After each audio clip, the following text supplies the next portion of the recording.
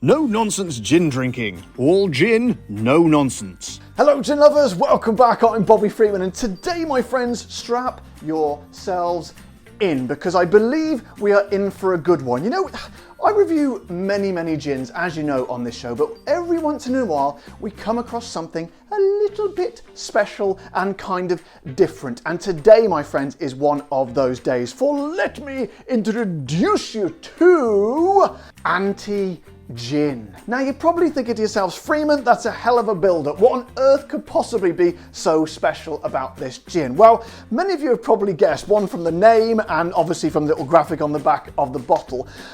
This gin, my friends, is made with ants. Say what? That's right, real ants. Now it might look like they're floating around in the bottle there, but that's actually just a print on the back. So, but I believe there is essence of ant in there. And you're probably wondering to yourself, why on earth would they do that? Because I was wondering the same thing. So I am going to tell you, but before we do, I want to give you a little bit of background into how I got this gin. So I first heard about this about a year ago. I go to the shop where I buy my gins from, and I said to the guy, I said, look, I'm looking for something a bit different. I got this gin channel, and he's like, yeah, why don't you try this anti-gin because it's made with ants? So I'm like, wow, that like blew my mind. However, that's not the only thing that would have been blown if I'd have bought it, because my wallet would have been absolutely in tatters, because this, my friends, is an expensive gin. And I'm going to tell you later on in the video how expensive it is, but rest assured it's the most expensive one I've ever featured on this show. And I thought to myself, there's no way I can spend that much money on this bottle of gin. So I was resigned to the fact, rather sadly, that I wouldn't be able to feature it on the show. Then I thought to myself, maybe I'll write to the distillery. It's made by the Cambridge Distillery here in England, okay? I thought,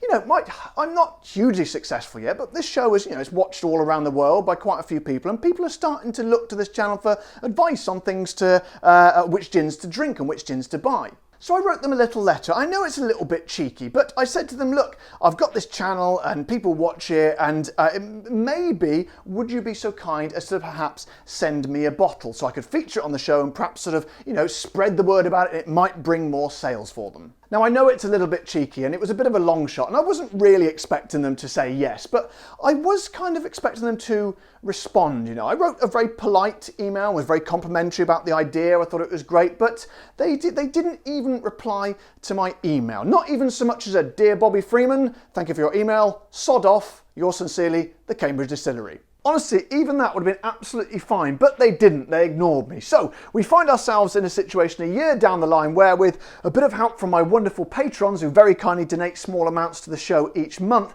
I've been able to buy a bottle so we can try it for you today, my friends. Let's not waste any more time, shall we, and get stuck right in. Officially the world's most innovative spirit, Cambridge Distillery Anti-Gin is the result of a collaboration with the visionary thinkers of the Nordic Food Lab, and is the very first gin in the world to be made from insects. Each bottle of anti-gin contains the essence of approximately 62 red wood ants. That doesn't sound very approximate to me, that sounds very precise. But anyway, along with hand-foraged botanicals including juniper, wild wood, avens and nettle that complement the sharp citrus notes created by distilling the ants. So this is the thing about the ants. Apparently, I did a bit of reading. It doesn't actually say this on the website. I don't think so anyway. But apparently these wood ants produce something called formic acid. It's kind of a defense mechanism. I think they squirt each other with it when they're fighting. And apparently, I don't know how anyone found this out, but apparently it tastes really nice and can taste kind of sort of citrusy. So that's why they've used ants in the gin. Every bottle of anti-gin is labelled by hand on our distillery's 1924 typewriter. Now, to be honest, I'm not really sure who they're trying to impress with that, because look, they've obviously written this out on a typewriter. But to me, I'm kind of thinking, if you're going to charge a lot of money for the gin, at least have the decency to print out a decent label. A 5 centilitre dropper bottle of pure ant distillate is also provided for you to experience the unique flavour of Formica rufa in isolation. So this, I believe, is just like concentrated ant juice. And by the way, if you don't know what Formica rufa means, I don't blame you, because I didn't know what it means either, but I'll tell you, it is Latin for the red wood ant. And this is another little gripe I've got with it, before we've even opened the bottle yet. I think using Latin is just the most pointless and pretentious thing that a human being can do. Yeah, okay, you might have been to Oxford and Cambridge University and you studied Latin, but you know what? Who cares? No one uses it. I know, I get it. It's where our language was derived from, but honestly, seriously, how's that? Look, they've written Latin ingredients on the front of the bottle here. No one knows what that means, all right? 0.01% of the population speaks Latin. Just write it, print it out on a decent printer and write it in English. That's all I ask. Now, I'm not sure if this was an accident or not, but if you look at the top of the bottle there, actually, I'm not sure if that's just the bits where the rat wax has dripped off, or is it meant to look like an ant, sort of like little pincers at the front? I'm not sure, but let's get the fella open. Oh my God. Oh, there we go. No, it's easier than I thought. So, oh dear, it's coming off. Ah, there we go. I've got it. Come on. Now then, the big question, of course, on everybody's lips is, does it haveth a cork? And a cork? Does it haveth a cork? And I do believe, my friends, it haveth a cork. I think so. So we know what that means. It's the cork test. The cork test. So then, here we go. Does it have a squeak? Oh my word, it's a good start. It does have a squeak. It's a rather sort of, I'd say it's more of a creak than a squeak. There's a very sort of subtle difference, but I can obviously tell it because I'm a professional. So we'll go for the full pull. Here we go. I don't want to spill a drop, obviously, because it's very expensive. Come on. Oh, not bad at all. I'd say sort of a medium level cork. So, my friends, let's have a sniff of ant flavoured gin. So let's get some in the old glass like that. So here we go. And this is promising to, don't forget, this is expensive. I haven't told you how much yet, but this has got to be the best smelling gin I've ever sniffed. So here we go.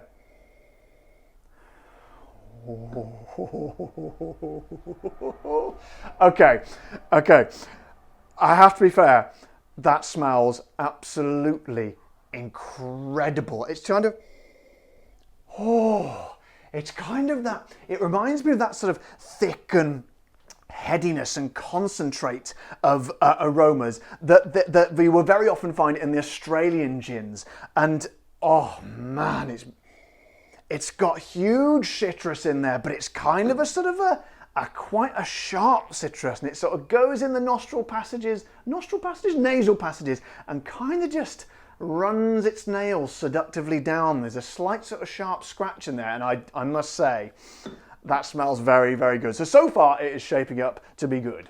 However though, what indeed will it taste like? So let's marry it up with the tonic. We're definitely going to try it neat, and it doesn't give you any instruction as to what to do with this ant distillate. So I guess I'll put a few drops of that in it after, see if it makes a difference. Try it neat as well, because you may find this hard to believe, but I've never tasted ants before, so I'm quite looking forward to it. So just a little bit in there. I think it is 42% ABV for those that are wondering. Let's have a look. Yeah, 42% ABV, so about what I would call normal strength for gin. So my friends, here we go. The first ever gin in the whole world on this enormous planet we call Earth, and indeed home. This, my friends, is the first ever ant flavoured gin, and I say cheers.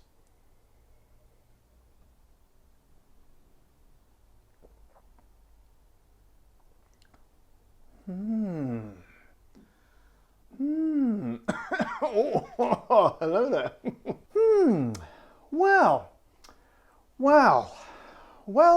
how many times do you think I could say well in this video? Quite a lot, I imagine, but the reason I'm saying it is, yeah, I think that's a nice gin. It's very nice, it's pleasant, there's nothing bad about it, certainly nothing bad about it at all. However, I would just say it's a good gin. It's just got, there's nothing sort of unique about it. It's kind of, what's it sort of remind me of? Oh, I don't know. As I say, again, I'd say it puts me in mind of the Australian gins, because it's like a good gin, but it's got a little bit more oomph. There's quite a depth of flavour to it. But you're getting the normal stuff. You're getting the juniper, you're getting citrus, you're getting slightly sort of woodiness, basiness to it as well. But to be honest, I was expecting something wham, bam, thank you, ma'am. Because, as I say, this is an expensive, high-end gin. And if you're going to go, let's face it, if you're going to go to the trouble to go out and forage for wood ants in the middle of Kent, I mean, that cannot be an easy task. It's got to be worth it. It's got to be worth it in the end when you put it in your mouth and taste it. You've got to be like, wow, it was a pain in the arse going out to that forest. I got my trousers are all dirty and I've been bitten by ants, but you know what? It was worth it because it does something extraordinary. It just fires it out the park. And to me, it doesn't quite do that. I think the main sort of issue is it doesn't taste peculiar in any way. And I suppose you wouldn't want a gin to taste peculiar, but you'd want it to go, I would want people to go taste it. If I'd made this and gone to all that effort, I would want people to say, have a bit of a slurp and go, oh, if they didn't know what it was, if we're doing a blind test, I'd want people to say, wow, that's something awesome, but I can't put my finger on what it is. I don't think they'd say that. I think they'd just go, that's a nice gin and tonic, thanks very much, and just carry on talking to their friend. So let's try it neat, see if I get anything different. Hang on a second. Again, that just tastes like gin to me. So then, my friends, let us mix things up with the ant distillate. Now, I have no idea. As I say, they don't really give you any instructions with this. It's quite exciting, I must say. Look at this. But so I don't know I don't know how much to put in. So let's have a sniff of it first. Doesn't really smell of anything. So how much should I put in? Do I reckon that much? That might be quite a lot because it's pure ant distillate. I'll just stick the whole lot in, shall I? No messing around. So let's give that a little whirl, see if that makes a difference. So then, take two, I suppose, for the anti-gin, this time with the ant distillate. Mind you, it's worth saying, again, if I'm going to spend a lot of money on a gin, I think they should probably mix it up for me and not leave it for me to do it for myself. But anyway, we'll leave that by the side for now, and I shall give it a try. Here we go. Doesn't taste any different, to be honest. I'm going to go for some neat distillate. Here we go. How about this? Hang on.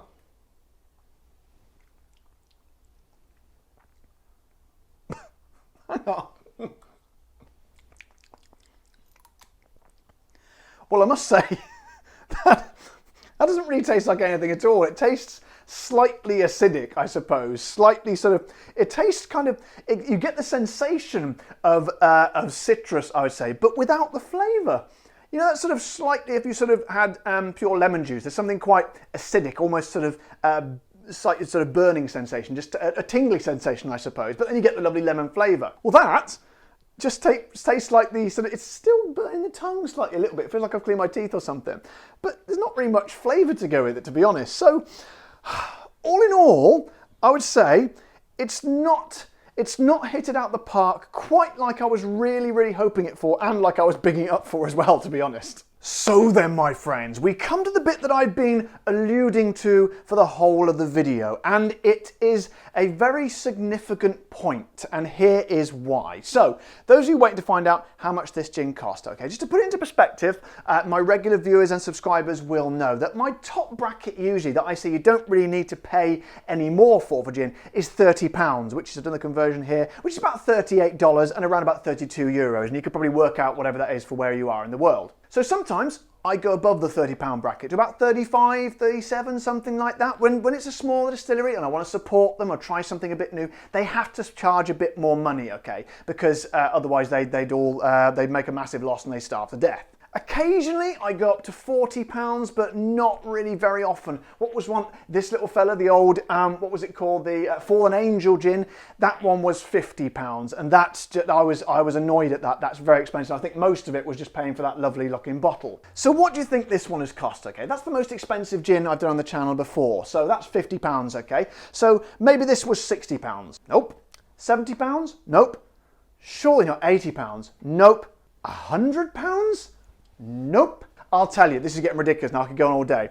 My friends, gin lovers, subscribers and viewers from around the world, I can tell you now that this gin cost me, well, as I say, with a little bit of help from my patrons, £200. Now that is $258 and 219 euros. So to put that in perspective, a double shot of this fella, right, just double shot in the bottom of a glass, would cost almost the same as an entire bottle of Beefeater. And for the same price as one bottle of this, you could get 12 bottles of that. Now, to be fair to them, obviously going out and foraging all those ants is obviously very labour intensive and very time consuming. So the whole product must take quite a long time. And it's not like, you know, you can just go and find ants everywhere. You just got to look around for them. But still, at the end of the day, it is just a bottle of gin. And not only is it just a bottle of gin, from what we have discovered through the tasting just now, it's nice. It's certainly not bad and I would enjoy drinking it, but good Lord, it is monumentally expensive and in my opinion, not worth it. So my friends, to sum up, I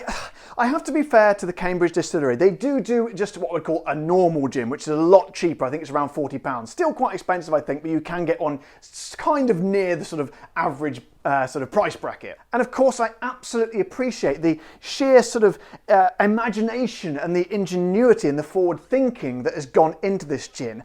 I just think, even when you take all that into consideration, to me, it just seems kind of pointless and just backs up my statement when I always say you don't need to pay more than £30 for a decent gin, because I would say Beefeater 24 is just as good as that. They're on a par. In fact, I'd probably say Beefeater 24 is slightly better, and that's only about £25 compared to £200.